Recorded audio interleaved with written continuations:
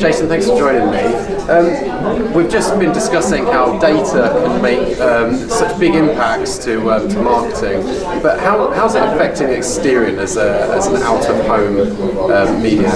Well, from our perspective, what it's enabling us to do is to make sure that we've got more insight and more understanding of our audiences on our networks, enabling us to present to advertisers more effective campaigns and ensure that in the end we can actually demonstrate how effective those campaigns have been, because they're now better able to track through data the responses or the actual movement of their customers through our network. So it's becoming a very, very powerful tool for us. Have you got any decent examples of best use of data at out-of-home? Well, I think that we've seen a number of great campaigns quite recently. We just booked a campaign working with Posterscope and Locomizer to actually use data to identify the best bus routes, for example, of where there's going to be gamers and their target audience that want to buy the new Doom game. So that's a good example of campaigns. We've seen campaigns from Hiscox, for example, who have targeted stations where there's a greater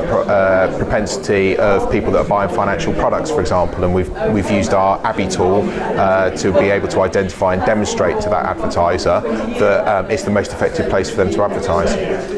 Using data must come with its challenges. What are the ones you've identified? Look, I think there's a number of challenges. One is making sure that you've got really good, robust data sources.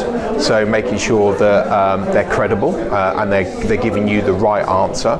The second thing is, once you've actually got good, credible data sources, you need the talent in the organisation to be able to interrogate that data, to be able to draw conclusions from it, to help us make recommendations that then helps us build models that enables us to use it to demonstrate the effectiveness of our assets. So, and then there's actually, from them we've got to make sure that advertisers and media agencies actually understand the tools that we've got, and we make them available to the market so that they understand the flexibility that we can now offer through some of that planning. I think it's fair to say that in the recent past, there's been a bit of friction between the creative side and the data side. Do you think there can exist a happy marriage between the arts and the science?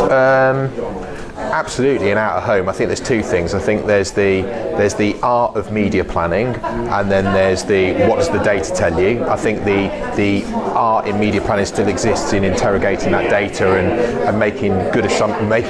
drawing good conclusions from that data. So I think that exists, and I think more importantly, we are never going to get to the place where it's just the eyeball that counts.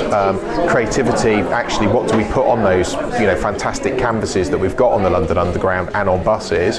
Actually, even though you're reaching the right eyeballs, if the creativity doesn't engage with them and it doesn't chime with you, then it's just it's more urban camouflage, and the creativity has to stand out.